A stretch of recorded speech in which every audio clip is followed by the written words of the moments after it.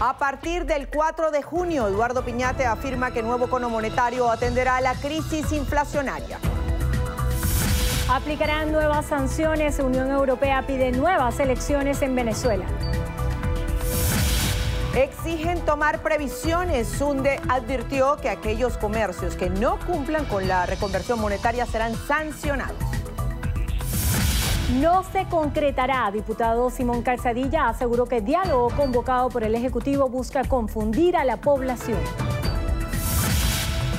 ¿Tendrán otra oportunidad? Candidato uribista Iván Duque y Gustavo Petro se medirán en segunda vuelta el próximo 17 de junio.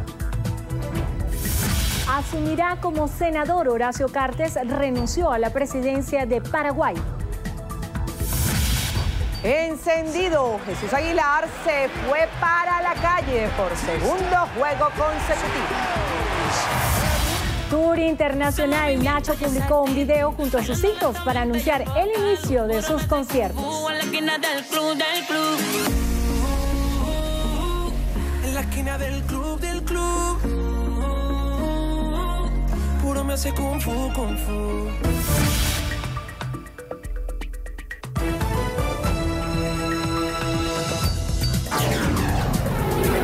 Noticiero Venevisión. Información justa y balanceada.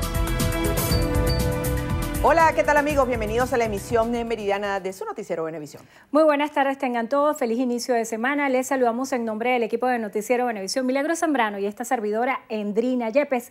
Comenzamos a revisar las informaciones y lo hacemos de inmediato. El presidente de la Comisión de Economía de la Asamblea Nacional Constituyente, Eduardo Piñate, reiteró que el nuevo Cono Monetario entrará en vigencia el próximo 4 de junio como medida del Ejecutivo Nacional para atender la crisis inflacionaria. Reiteró que la economía es la prioridad actual del gobierno y negó que en Venezuela exista crisis humanitaria. Que el día 4 entra en vigencia el nuevo Cono Monetario. Ya venimos de un proceso que comenzó el 1 de mayo de marcaje, digámosle así, con los dos conos monetarios, es decir, los precios expresados en bolívar fuerte y en bolívar soberano. Una vez que el día 4 entra en vigencia el nuevo cono monetario, ya está, entra el nuevo cono monetario y comenzamos a operar con las nuevas monedas. En Venezuela ni hay crisis humanitaria, ni hay hambruna. Eso forma parte de la propaganda de la ultraderecha a nivel nacional e internacional. Nosotros tenemos capacidad para conseguir nuestros alimentos, para pagar, ¿no? Para cancelar lo que importamos en materia de alimentos, medicamentos, solo que tenemos un bloqueo. A su juicio, la comunidad internacional insiste en atacar a Venezuela. Denunció acciones que ponen en riesgo la seguridad de la región y requieren atención, como es el ingreso de Colombia a la OTAN. Es una alianza con capacidad nuclear, implica entonces la posibilidad de ingresar a esa alianza con capacidad nuclear al continente latinoamericano. Es un peligro, es un riesgo. Nosotros, el gobierno venezolano condenó, rechazó el ingreso de Colombia como miembro global a la Organización del Tratado del Atlántico Norte y bueno, hay que estar pendiente de eso. En todo caso, es un atentado en términos políticos contra la posibilidad de que la región latinoamericana y caribeña siga siendo una zona de paz. Piñate aseguró que el Ejecutivo Nacional demostró su voluntad de diálogo con el gobierno de Estados Unidos mediante la liberación del misionero Joshua Holt, detenido desde 2006 por actos delictivos asociados al terrorismo. La Unión Europea acordó adoptar nuevas sanciones contra altos funcionarios del gobierno de Venezuela al considerar que las elecciones del 20 de mayo han alejado aún más la posibilidad de una solución negociada que garantice el respeto a la democracia. Reunidos en Bruselas, los ministros de Relaciones Exteriores que integran el bloque emitieron una declaración conjunta en la que afirmaron que la Unión Europea actuará de acuerdo con los procedimientos establecidos e impondrán medidas restrictivas contra los actores responsables del desarrollo de las elecciones, sin perjudicar a la población. Los países del bloque europeo también piden se celebren elecciones presidenciales libres y transparentes de conformidad con las normas democráticas internacionales y reconocidas. El presidente de la República, Nicolás Maduro, rechazó el anuncio realizado por Juan Manuel Santos, mandatario de Colombia, sobre el ingreso de su país a la Organización del Tratado del Atlántico Norte, OTAN, en categoría de socio global. En un comunicado difundido por la Cancillería, el jefe de Estado explicó que a su juicio Colombia quiere introducir en la región una alianza militar externa con capacidad nuclear que amenazaría la paz y la estabilidad de América Latina y el Caribe.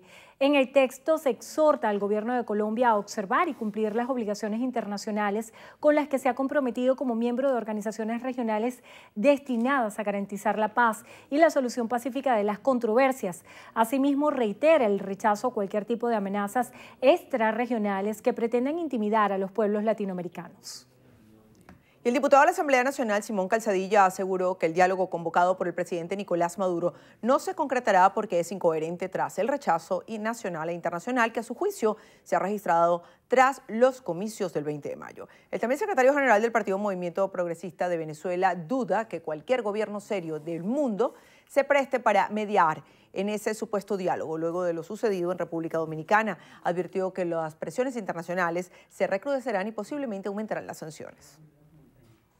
La presidenta de la Asamblea Nacional Constituyente, Elsie Rodríguez, sostuvo una reunión con los integrantes del Comité de Víctimas de la Guarimba. Aseguró que tras dicho encuentro, las partes acordaron evaluar un proceso de reparación y atención directa hacia las personas afectadas. La también titular de la Comisión de la Verdad, Justicia y Paz y Tranquilidad Pública del organismo constituyente indicó que estas acciones forman parte de la línea estratégica del Gobierno Nacional en la reunificación, reconciliación y pacificación nacional. Aseguró que durante el encuentro se escucharon recomendaciones a favor de las víctimas directas de la violencia política y de sus familiares, tras lo cual la Comisión de la Verdad expondrá en los próximos días una serie de medidas y acciones. La reunión se llevó a cabo en la Casa Amarilla y contó con la presencia del defensor del pueblo Alfredo Ruiz, el secretario ejecutivo del Consejo Nacional de Derechos Humanos Larry Daboe y funcionarios del Ministerio Público. En Colombia, el candidato uribista Iván Duque y su principal rival Gustavo Petro se medirán en una segunda vuelta de las elecciones presidenciales el próximo 17 de junio, luego de que ninguno de los dos lograra 50% de los votos en la primera ronda celebrada este domingo. Andrea Restrepo, de la Alianza Informativa Latinoamericana, nos cuenta más detalles. Adelante, Andrea, buenas tardes, te escuchamos.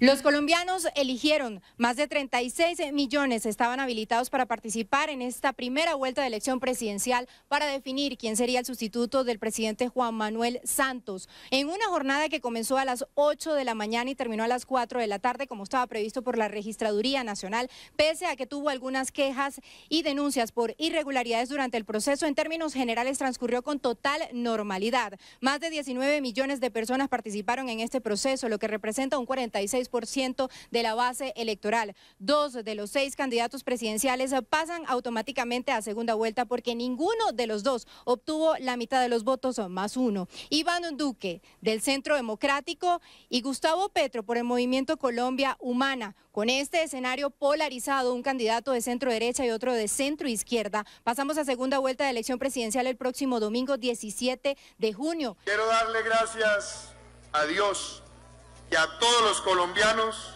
que votaron hoy expresando su voluntad por mí y por todos los candidatos. Hoy ha ganado la democracia colombiana. Quiero ser el presidente que una a nuestro país, que no gobierne con espejo retrovisor, sino mirando hacia el futuro de Colombia, pensando en lo que este país necesita para su progreso.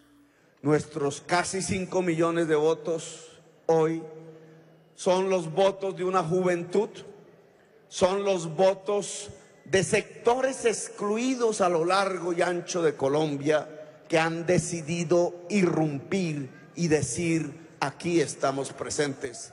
Nosotros también contamos, nosotros también queremos decidir sobre Colombia. 5 millones que aún no son suficientes. 5 millones que nos acompañaron a defender unas tesis que vamos a mantener. La pregunta ahora es a quién le darán los votos esos adeptos de Sergio Fajardo, quien queda en tercer lugar por la Coalición Colombia. Fajardo lo que ha dicho es que todavía no ha definido alianzas y que por muy el contrario, lo que pretende es reforzar esa alianza que se formó durante la elección presidencial, durante toda su campaña de elección presidencial. Este es el minuto a minuto de ese proceso electoral que se realizó en Colombia. Para Venevisión, desde Bogotá, Andrea Restrepo. Muchísimas gracias, Andrea. En Paraguay, Horacio Cartes presentó su renuncia como presidente del país con miras a asumir como senador el próximo 1 de julio, tras ganar un escaño en las elecciones del pasado 22 de abril y así no caer en la duplicidad de funciones. La noticia fue comunicada por el mandatario en su cuenta de Twitter. Su renuncia ahora debe ser aprobada o rechazada en sesión extraordinaria de ambas cámaras del Congreso. De ser aceptada, la presidencia recaerá en la actual vicepresidenta Alicia Pucheta, quien se convertiría en la primera mujer paraguaya en ocupar la jefatura del Ejecutivo. Sin embargo, solo estará hasta el 15 de agosto, cuando asumirá el gobierno de Mario Abdo Benítez, ganador de los recientes comicios presidenciales. Amigos, momento de hacer nuestra primera pausa. A regreso. Presidencia en vilo. Moción de censura contra Mariano Rajoy será debatida esta semana. Los detalles en breve.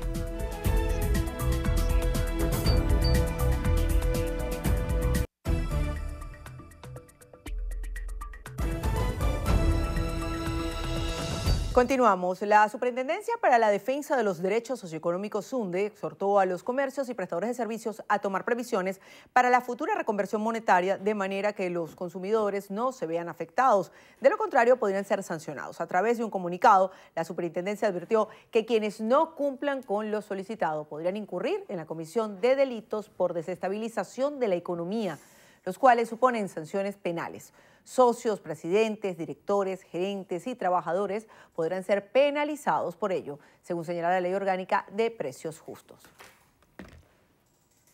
El gobierno de India descartó utilizar la criptomoneda del petro para comercializar crudo con Venezuela. La ministra de Relaciones Exteriores de la India, Sushma Sarajao, indicó que las autoridades financieras de su país prohibieron realizar transacciones comerciales con criptomonedas. Sin embargo, aseguró que buscarán el modo de llegar a un acuerdo con Venezuela para establecer un nuevo mecanismo que permita pagar las importaciones de crudo. En el estado Cojedes, el gobierno regional realizó una dotación de materiales e insumos médicos a los equipos básicos de atención integral a la red ambulatoria. Nuestro compañero Gregory Brusual nos tiene el reporte.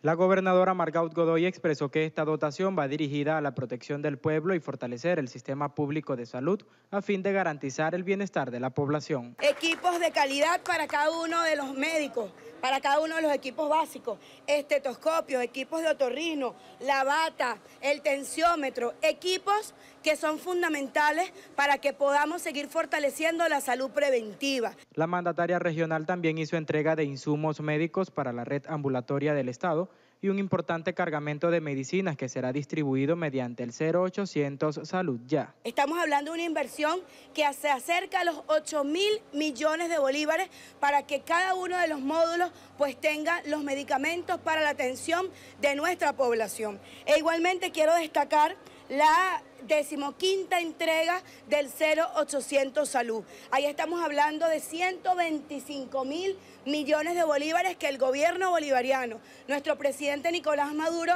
nos entrega para que nosotros hagamos el trabajo amoroso. Desde el estado Cojedes, Gregory Brusual, Noticiero Venevisión.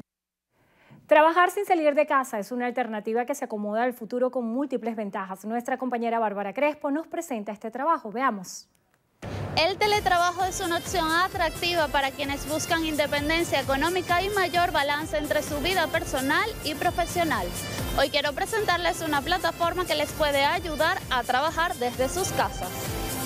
Este es un programa completo de 6 semanas que yo diseñé en base a mi experiencia, primero como asistente virtual y en segundo lugar como miembro de la Junta Directiva de AIBA en la parte de educación. Está enfocado en enseñar a los profesionales cómo teletrabajar, desde todo lo que es la estructura que necesitas para cualquier emprendimiento, toda la parte estructural, operativa y legal, pero también la parte de competencias. Este nicho de mercado está dominado por mujeres, pero cada vez más hombres se suman. El nivel de instrucción necesario es técnico o licenciado o años de experiencia laboral equivalentes. La posibilidad de obtener ingresos que pueden ser muchos mayores a lo que te puede representar un empleo convencional, porque Internet, recordemos que no tiene límites, así que tú muy bien puedes trabajar desde cualquier lugar con clientes igualmente en cualquier lugar. Para iniciarse como teletrabajador necesitas una computadora, un espacio en tu hogar y un teléfono inteligente para tener mayor movilidad. Entonces primero vas a determinar cuántas horas le vas a dedicar a tu negocio. En segundo lugar, vas a determinar tus horas facturables. Las horas facturables son las horas en las que tú trabajas para tus clientes. Entonces, una vez que haces la distinción, cuántas horas le vas a dedicar a tu negocio, cuántas de esas horas son horas facturables, en base a eso tú estructuras tus costos. Entre los costos deben incluirse los servicios del hogar, mantenimientos de equipos y las inversiones en tecnología. Es un modelo de negocio rentable, sostenible y escalable. Luego de alcanzar el tope de 10 clientes, se pueden formar equipos de múltiples asistentes virtuales y ser la cara de tu negocio. Esto se trata de incentivar que más personas tomen la decisión consciente, como la he tomado yo y como la han tomado muchos, de quedarse en el país, en especial si estás pensando emigrar o irte para poder trabajar con clientes en el extranjero o obtener otro tipo de ingresos. Piensa que lo puedes hacer desde aquí. Este es el primer emprendimiento en Venezuela dedicado a los teletrabajadores y busca promover el crecimiento de este nicho de mercado. Yo soy Bárbara Crespo y aquí en Noticiero Venevisión les iré contando más historias de emprendimientos.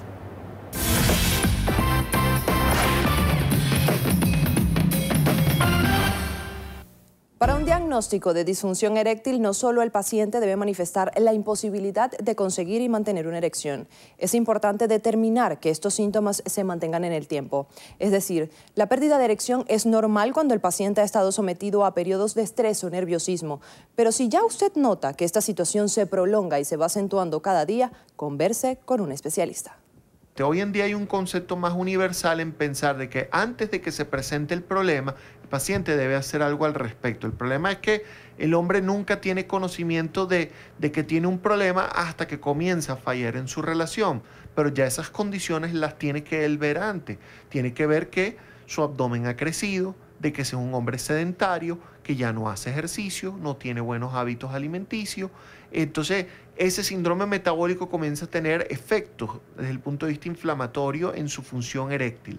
La edad promedio en el hombre para comenzar a presentar disfunción eréctil es a los 40 años, pero también hombres jóvenes entre 20 y 30 años de edad pueden padecerla a consecuencia de accidentes que afecten el mecanismo normal del desarrollo de la erección o por enfermedades coexistentes como la diabetes tipo 1, hipertensión, triglicéridos, colesterol, todas las patologías que interrumpan el buen funcionamiento del sistema vascular. Ahora, ya después que el problema está instaurado, podemos hablar de las famosas pastillas que están en el mercado que son inhibidores de la fosfodiesterasa. Esos medicamentos actúan para mejorar el estado de la erección del paciente, ¿ok?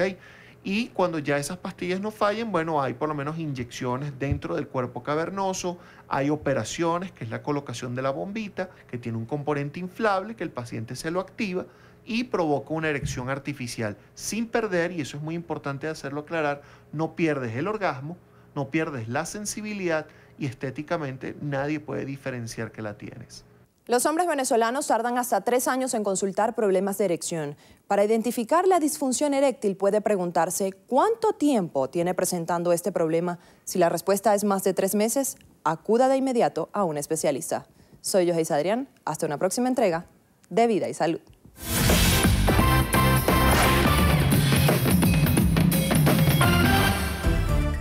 Momento de hacer una breve pausa. Al regreso venimos con más información, no sepan. Quédense.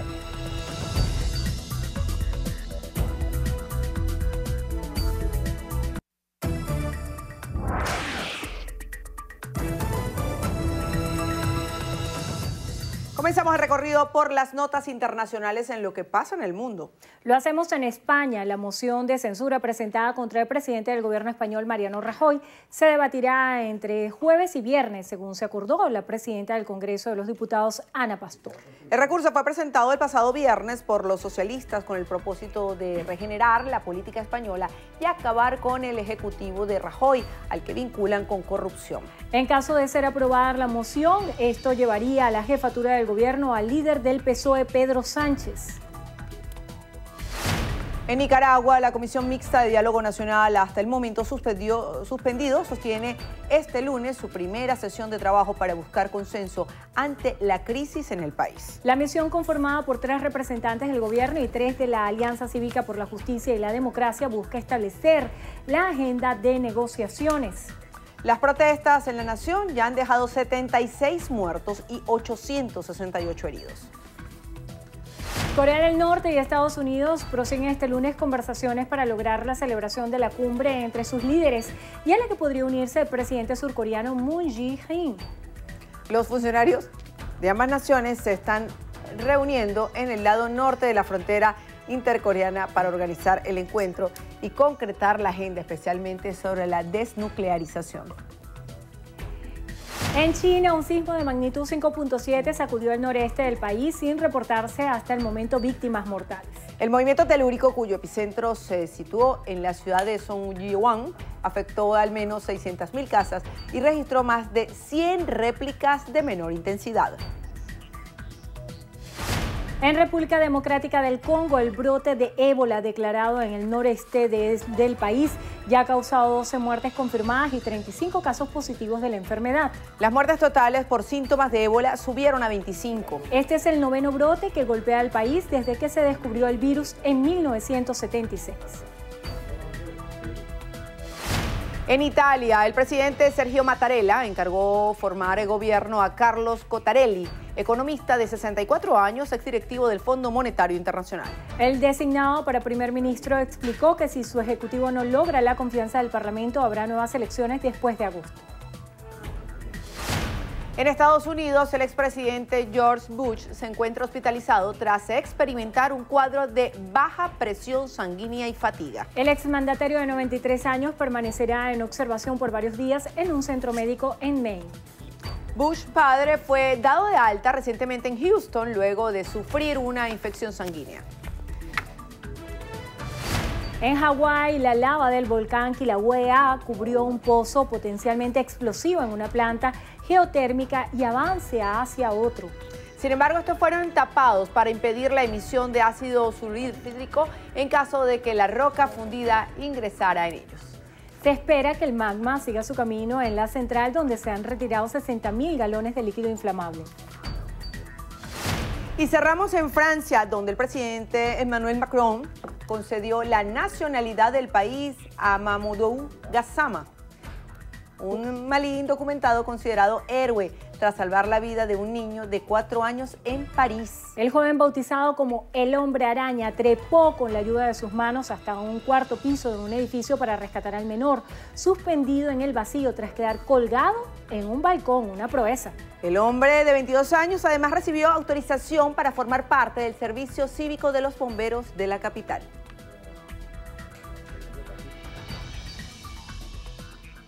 Volvemos a noticias nacionales. El ministro de Ecosocialismo y Aguas, Ramón Velázquez, informó que con la venidera temporada de huracanes y lluvias se llenarán los 10 embalses que surten a la Gran Caracas, los cuales se han visto afectados por la sequía. Diana Vázquez nos amplía. Gracias, buenas tardes para ustedes y para quienes nos sintonizan a esta hora. Efectivamente, el ministro de Ecosocialismo y Aguas explica que en 5 embalses presentan bajos niveles, afectando el suministro del vital líquido en 70% de los valles del Tuy, 50% en los Altos Mirandinos y 30% de la Gran Caracas. Que con la llegada de la temporada de lluvia vamos a tener el agua suficiente para potabilizarla y enviarla a las casas para darle esa satisfacción al pueblo. Hay que recalcar que de estos 10 embalses, el embalse Camatagua, que es el principal embalse que le suministra agua a estas 3 ciudades, se encuentran en un buen nivel En este periodo de sequía, Camatagua no sufrió ninguna afectación, pero la traída del agua de Camatagua hasta Caracas son más de 130 kilómetros y son sistemas de bombeo únicos en el mundo, los cuales están siendo rehabilitados, se le están haciendo el mantenimiento respectivo para garantizar que para futuros eventos de sequía esta situación no afecte considerablemente al pueblo con el suministro de agua. Sobre la temporada de huracanes que se presentará desde el próximo 1 de junio hasta el 30 de noviembre, el ministro dijo que se esperan al menos 16 tormentas tropicales que de alguna manera pudiesen incidir en el territorio nacional. Bueno, hoy afinamos el protocolo de activación de las alertas, ya sea alerta verde, alerta amarilla, alerta naranja y alerta roja, para lo cual hay unas recomendaciones en cada una de las alertas que Protección Civil como ente encargado de emitir las alertas en coordinación con el Instituto Nacional de Meteorología e Hidrología, tienen recomendaciones en cada una de esas fases de las alertas. El ministro de Ecosocialismo y Aguas, acompañado del director nacional de Protección Civil, pidió a la población estar alertas ante las medidas preventivas para evitar pérdidas humanas. Con esta información retornamos con ustedes al estudio. Muchísimas gracias, Diana. En breve, conquistó el Olímpico. Dua Lipa derrochó estilo en la final de la Champions. Los detalles con Carielis Cuadros.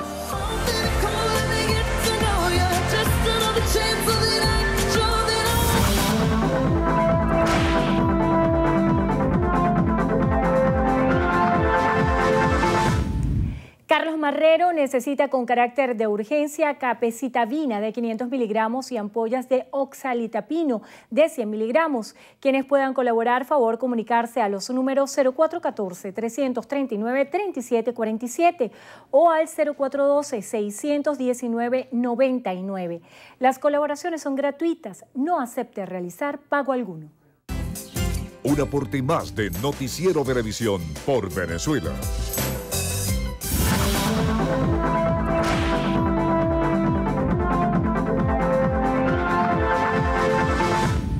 Se necesita con urgencia losartán potásico. Quienes puedan colaborar, favor comunicarse al número 0412-800-8322.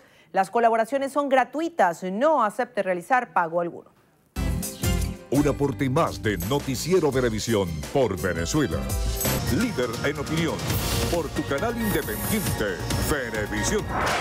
Muchísimas gracias por acompañarnos en Entrevista Venevisión. Ya estamos listos para iniciar nuestra conversación con el invitado del día de hoy. Él es Tomás Guanipa, diputado ante la Asamblea Nacional en representación de la Unidad, secretario general del partido Primero Justicia. Gracias por acompañarnos. Gracias a ti, Andrina, gracias a Venevisión y saludo a toda la gente que nos ve hasta ahora. Es muy interesante poder conocer de su boca todas las informaciones que se han divulgado recientemente, sobre todo las relativas al anuncio de un encuentro que se llevará a cabo en Cúcuta con parlamentarios de Colombia, de Argentina, también con representantes de la Unión Europea, entiendo, según las informaciones que se han divulgado. Quisiera conocer cuál es el espíritu de esta reunión y también asociar este tema con el rechazo que hiciera el presidente de la República, Nicolás Maduro, a la posibilidad de que Colombia entre en la OTAN, rechazando que Colombia podría representar a partir de este momento una amenaza no solamente para Latinoamérica y el Caribe, sino también para el mundo. Bueno, la verdad es que este encuentro que vamos a sostener el 1 de junio, Andrina, es muy importante porque es un encuentro de parlamentarios de toda América Latina, representantes del Parlamento Europeo, para revisar y ver en Cúcuta, que es una de las ciudades donde se ha visto el drama de la crisis humanitaria que vivimos en Venezuela en su mayor expresión. Está lleno de refugios donde los venezolanos no tienen ni con qué comer y donde están siendo atendidos porque lamentablemente no pueden echar para adelante. Entonces vamos a cruzar el puente que une dos naciones hermanas y nos vamos a encontrar en la Asamblea Nacional Venezolana con el Congreso colombiano y el presidente del Parlamento argentino, uruguayo, brasileño, y vamos a tener una representación parlamentaria de todos los parlamentos de América Latina. Vamos a sesionar sobre 4 puntos fundamentales. El primero es la crisis humanitaria y la situación de los venezolanos en el mundo entero. Recuerda que somos el segundo éxodo que se está dando en el mundo después de Siria.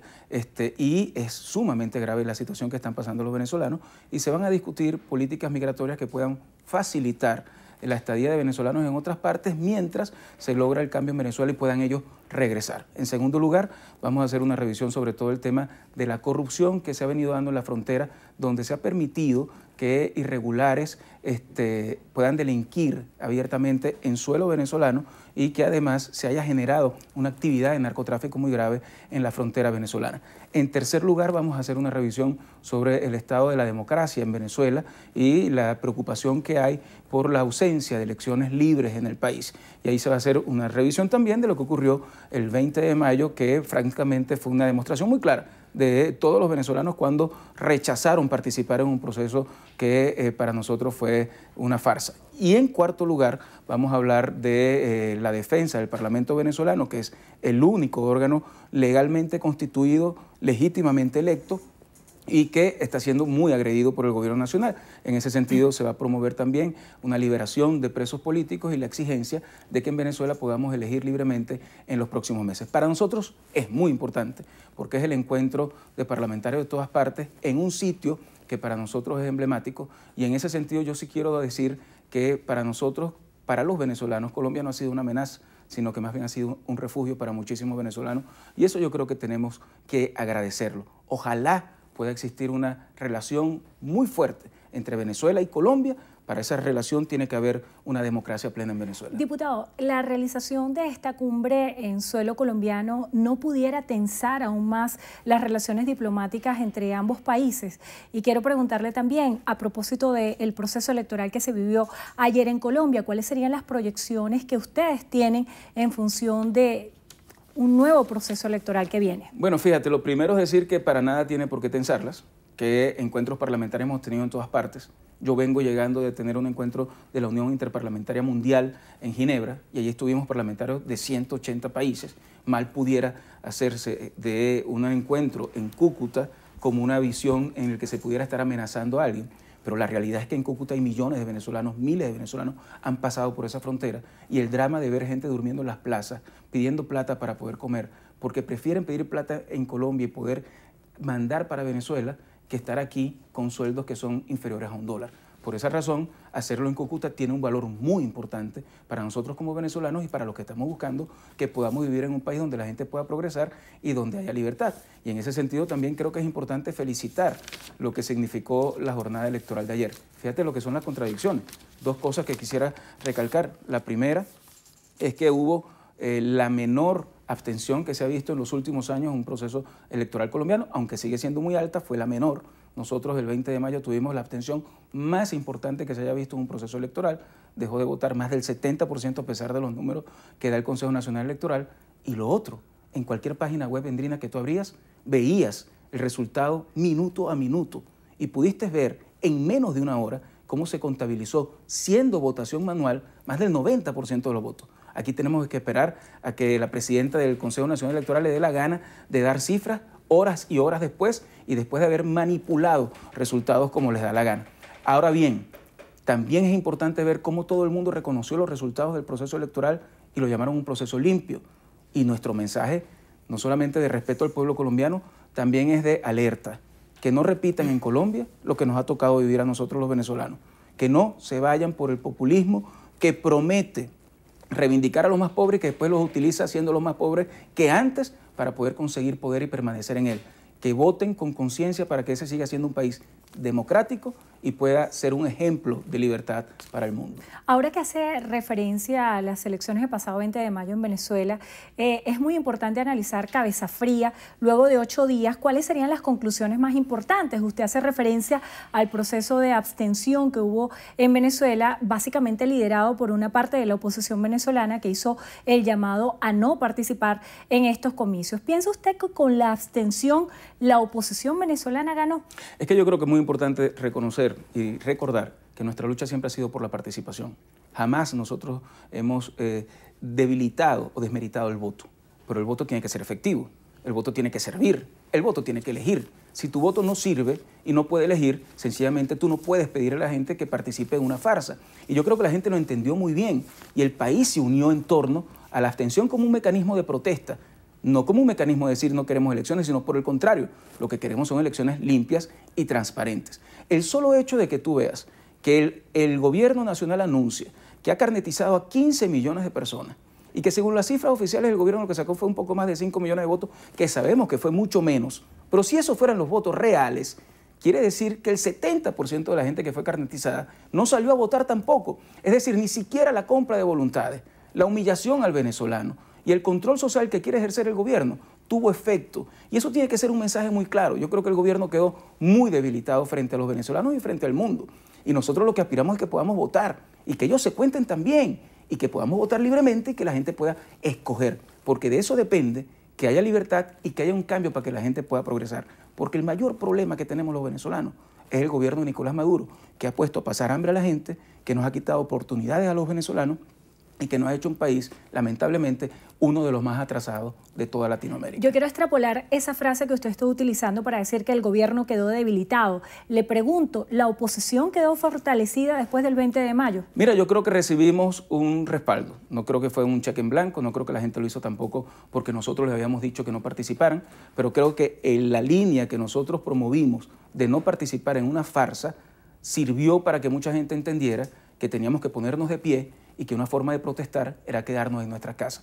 Ojalá el gobierno lo haya entendido, pero en ese sentido creo que no solamente lo sucedido, sino las irregularidades denunciadas después, que son las mismas que nos hicieron a nosotros no participar, lo que hicieron fue reivindicar una política que hoy tiene que traducirse en mucha más cohesión interna. El Frente Amplio involucra ahora a sectores chavistas democráticos, involucra a la iglesia cristiana, involucra a empresarios, a trabajadores, y que ahora tiene que convertirse también en una fuerza de exigencia de democracia y de libertad que se pueda expresar en cada calle, que se pueda expresar en esa Venezuela profunda que está pasando necesidades y que se pueda concretar en un cambio definitivo. Ahora que hace referencia al Frente Amplio, hay un trabajo especial que publica un diario de circulación nacional y está el día de hoy en la voz de distintas personas que componen el Frente Amplio. Hay como distintos escenarios y alternativas. Algunos plantean la posibilidad de retomar la agenda de calle, otros hablan de un proceso de un gran acuerdo nacional.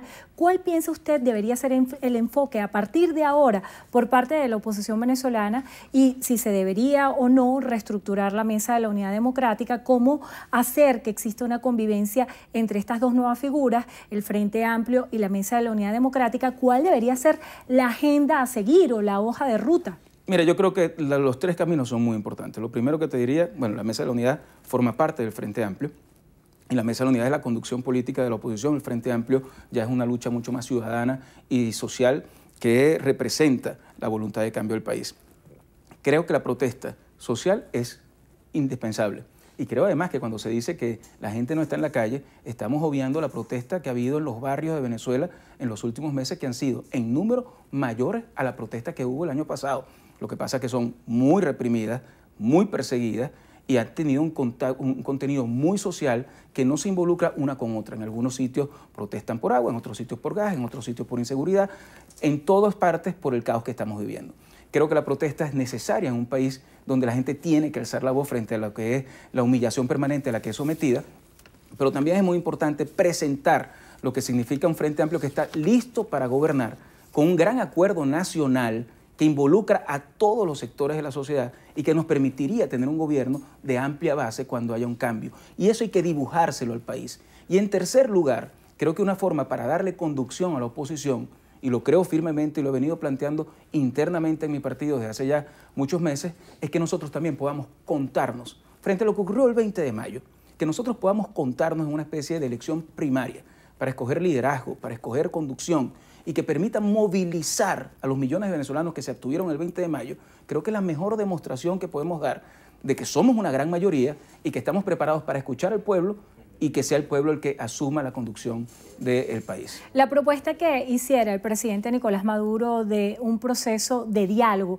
¿piensa usted que la oposición debería participar en esta nueva convocatoria? Es que creo que hasta ahora todos los procesos de diálogo que ha convocado quienes están en el gobierno lo que han hecho es engañar al pueblo venezolano. No es un proceso de diálogo para que haya un cambio real en el país, para que la gente pueda vivir mejor, para que la gente pueda echar para adelante, para que tengamos democracia, sino es un proceso de diálogo para ver cómo se enfría al pueblo, cómo hace que el pueblo deje de protestar, deje de exigir un cambio y cómo se eternizan en el poder. Y Endrina, no vale la pena estar en el poder si con eso tú lo que estás causando es drama y dolor a los venezolanos. Ojalá hubiese un poquito de sensibilidad social, un poquito de sentido común en quienes están hoy en el poder, para que entiendan que no están en capacidad de resolver los problemas de los venezolanos y que nosotros tenemos, a pesar de la represión brutal que hay contra muchos de nosotros, el legítimo derecho de luchar y exigir que haya un cambio democrático en el menor tiempo posible.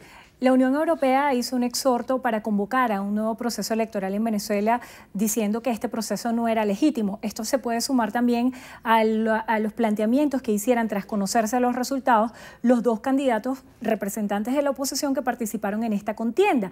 ¿Piensa usted que esto es una propuesta viable, tiene lógica a nivel práctico, es factible? Tiene toda la lógica del mundo.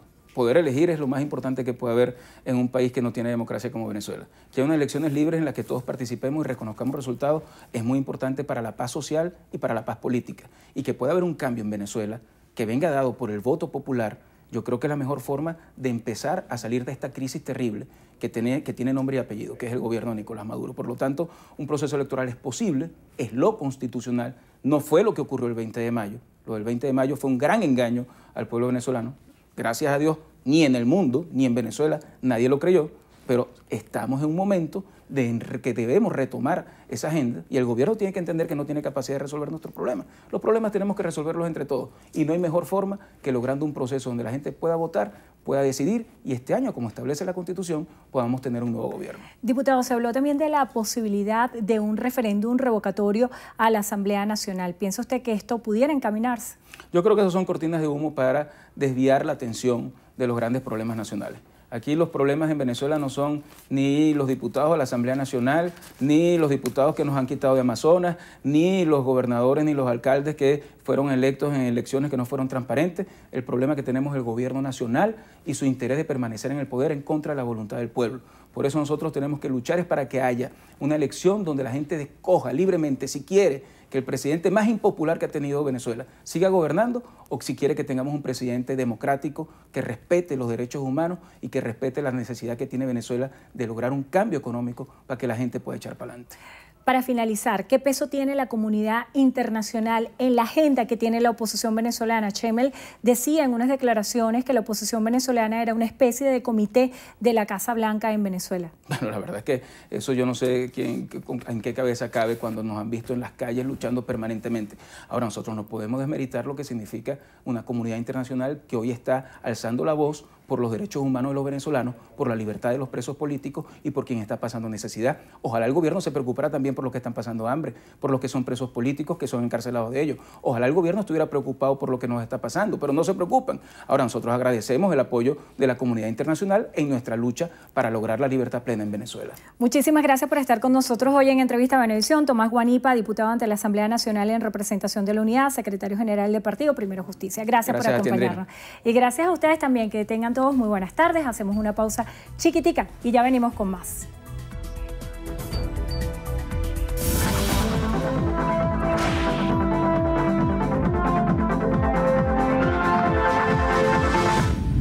Hilda Rojas de Bencomo necesita con carácter de urgencia somacina de 1000 miligramos. Quienes puedan colaborar, favor contactar por los teléfonos 0416-446-8779 y 0412-466-7923. Las colaboraciones son gratuitas, no acepte realizar pago alguno. Un aporte más de Noticiero Venevisión por Venezuela.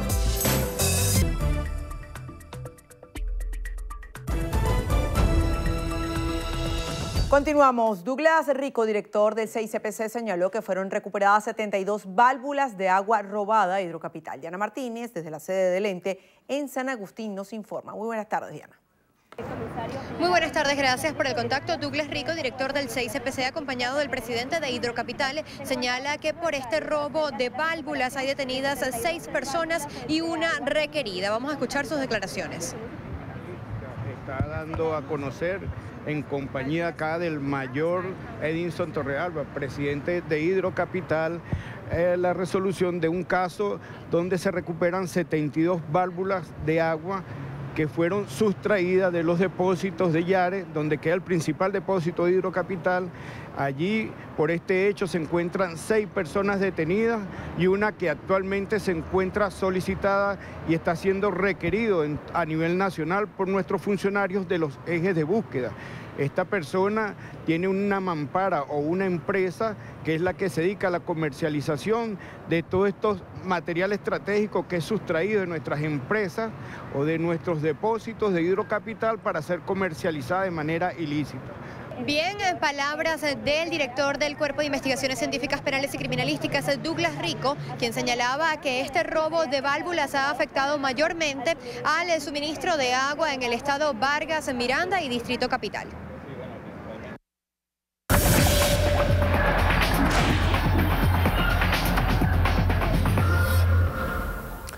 Amigas y amigos, iniciamos los deportes con el mejor béisbol del mundo porque Jesús Aguilar por segundo juego consecutivo despachó cuadrangular en una jornada en la que Asdrúbal Cabrera conectó su 8º jonrón del año. Nos vamos al Miller Park en Wisconsin, tercer episodio y Jesús Aguilar que dispara cuadrangular para igualar la pizarra a 4 carreras.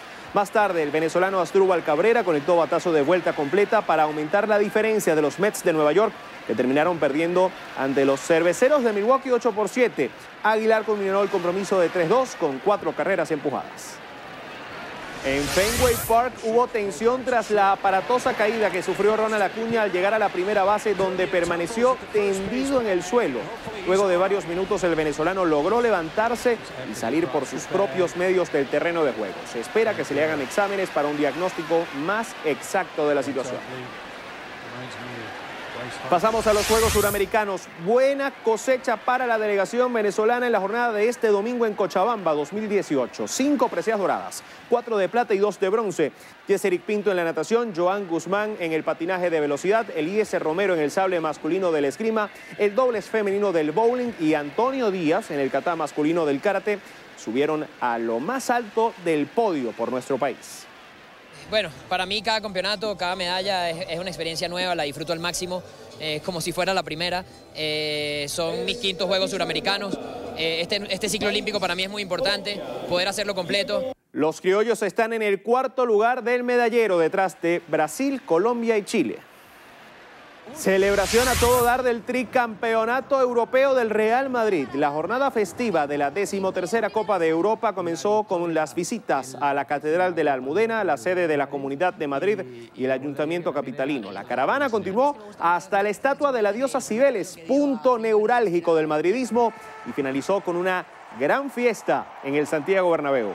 Cristiano Ronaldo habló sin hacer referencia a una posible salida del equipo merengue.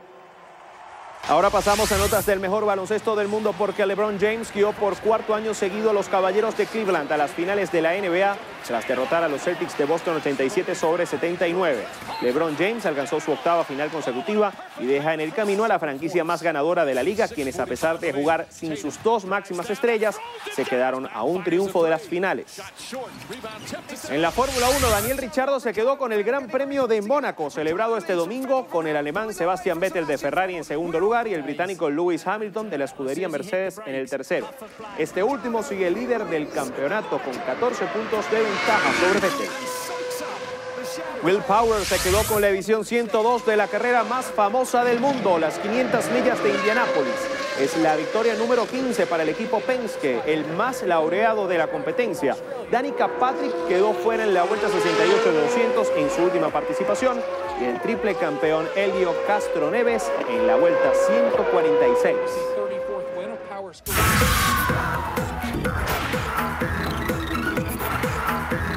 Hola, ¿qué tal amigos? Soy Carelis Cuadros y esto es Estrenos y Estrellas. Iniciamos las noticias del mundo del espectáculo con Nacho, quien este fin de semana comenzó su gira de conciertos internacional. El venezolano compartió por sus redes sociales que estaba listo para el inicio de su gira de conciertos en Estados Unidos. Nacho publicó un video junto a 2 de sus hijos cantando una de sus colaboraciones con Fu. Escribió que había pasado un tiempo valioso al lado de su familia durante la preparación del tour y aseguró que estaba feliz de poder contar con ellos, de disfrutar de sus ocurrencias. El cantante explicó que los momentos gratos son su combustible y que estaba listo para ofrecer lo mejor de él en cada show. La publicación cuenta con más de 1,5 millones de reproducciones, además de 1.600 comentarios de sus seguidores. Te mereces 1.000.000 de veces. Y la mamá de Selena Gómez habló de la amistad que existe entre su hija y Taylor Swift. Mandy Tefi, madre de la exnovia de Justin Bieber, habló de la amistad de las dos estrellas. Ella aseguró que además de ser un sentimiento sólido, Selena puede contar siempre con Taylor porque es una relación honesta en la que ambas quieren lo mejor para la otra. Mandy elogió la personalidad de Swift por ser auténtica y tener los pies en la tierra, tomando en cuenta que ambas comparten el mismo público. Según la mamá de Gómez, nunca se han separado. Recordemos que en días pasados las chicas compartieron tarima en California y Selena aprovechó la oportunidad para decirle a los presentes que la razón por la que Taylor es una de sus mejores amigas es porque nunca la ha juzgado y ha estado a su lado cuando más la ha necesitado. Seguimos con Elton John, quien hará una acción benéfica en Armenia. El cantante y fundador de la fundación destinado a luchar contra el SIDA llegó a Armenia este domingo para presentar el trabajo que viene realizando. Sir Elton John dijo que Armenia está pasando por un tsunami de cambios, que está emergiendo como un país y que se sintió bien al ser parte de esto. Él ofreció al servicio armenio su ayuda para crear un ambiente seguro con las pruebas del SIDA y así librar a la región del estigma asociado con la enfermedad. Y Morgan Freeman pidió disculpas por las acusaciones en su contra y aseguró que no cometió ningún delito de acoso sexual. El actor, quien ha sido acusado por 8 mujeres de comportamientos abusivos o inapropiados, reiteró sus disculpas y aseguró que no agredió a ninguna mujer. En un comunicado, Freeman dijo que continuará pidiendo perdón a cualquiera que haya podido molestar, aunque fuera involuntariamente. Explicó que no creó entornos de trabajo inseguros ni ofreció trabajos o ascensos a cambio de sexo. La celebridad aseguró que está devastado porque sus 80 años de vida están en riesgo de quedar desvirtuados por el asunto. Recordemos que luego de las denuncias, compañías asociadas a él como Brisa y Translink desvincularon sus productos y finalizaron sus contratos publicitarios. Para cerrar, los voy a dejar con la presentación de Dua Lipa en la final de la Champions League. Así llegamos al final. Soy Carelis Cuadros. Los espero en una próxima emisión de Estrenos y Estrellas por su noticiero Venevisión.